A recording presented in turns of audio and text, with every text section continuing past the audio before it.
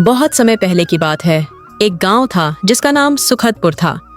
वहां एक बूढ़ी औरत जिसका नाम गंगा था अपने बेटे और बहू के साथ रहती थी। हे ऊपर वाले, थोड़ी तो रहम कर इस बुढ़िया पर। अरे बुढ़िया, सुबह सुबह क्यों शुरू हो जाती हो? चैन से सोने भी नहीं देती। तुम घर के अंदर सो रही हो और मुझे इस सर्दी में घर के बाहर कर दिया है। मेरा भी तो सोचो। मुझे सुबह सुबह ज्ञान मत दे। तेरा चेहरा देख के ही मेरा सारा दिन खराब हो जाता है। अरे माँ, ये क्या सुन रहा हूँ? आप कब सुधरोगी? बेटा, मैंने ऐसा क्या कर दिया जो तू मुझसे ये सब कह रहा है? माँ, मेरी बस एक ही पत्नी है, उसके साथ प्यार से क्यों नहीं रहती आप? अगर आप यूं ही बुरा बर्ताव करती रहीं तो मुझे मजबूरन आपको इस घर से निकालना पड़ेगा। अगर आज आपकी माँ घर नहीं छोड़ेगी तो मैं चली जाऊंगी। अरे रमा, तुम ये क्या कह रही हो? तुम तो मेरी दुनिया हो। अगर तुम ही चली गई तो मैं कैसे रहूंगा? तुम दोनों कहीं मत जाओ, मैं ही चली जाती हूँ और कभी वापस नहीं लौटूंगी। बूढ़ी गंगा घर छोड़कर चल देती है। चलते चलते वह एक जंगल के पास पहुंच जाती है और एक पेड़ के नीचे बैठ जाती है।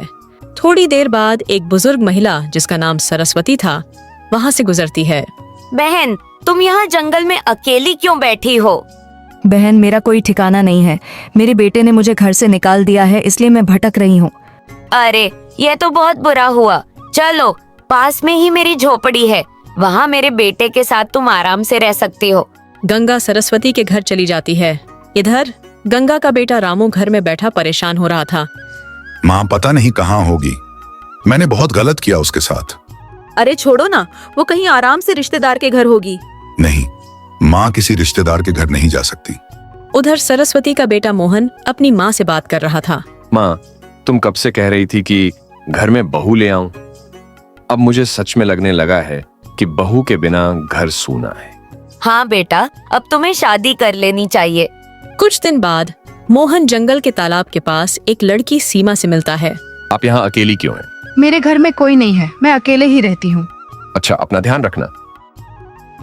कुछ दिन बाद मोहन अपनी माँ से कहता है कि उसे सीमा पसंद है और वह उससे शादी करना चाहता है।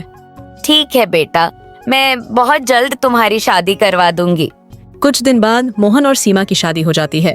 सीमा बहुत ही नेक दिल लड़की थी। वह सरस्वती और गंगा दोनों का बहुत ख्याल रखती थी। देखो सीमा, मेरी माँ ने मुझे बचपन से बहुत प्यार से पाला है। मैं चाहता हूँ कि तुम दोनों माताओं का पूरा ख्याल रखना। अब चिंता मत करे, मैं दोनों माताओं का पूरा ख्याल रखूंगी। समय बीतता गया और गंगा भी अब बहुत खुश रहने लगी थी। एक दिन गंगा का बेटा रामू वहां पहुंच जाता है। माँ, मुझे माफ कर दो, मैंने बहुत बड़ी गलती की है। नहीं बेटा, अब मेरा घर यही है। जिन्होंने मुझे बिना गलती के घर से निकाल दिया उन्हें मैं अपना नहीं मानती। माँ प्लीज घर चलो। नहीं बेटा, मैं यहाँ अपने नए परिवार के साथ बहुत खुश हूँ।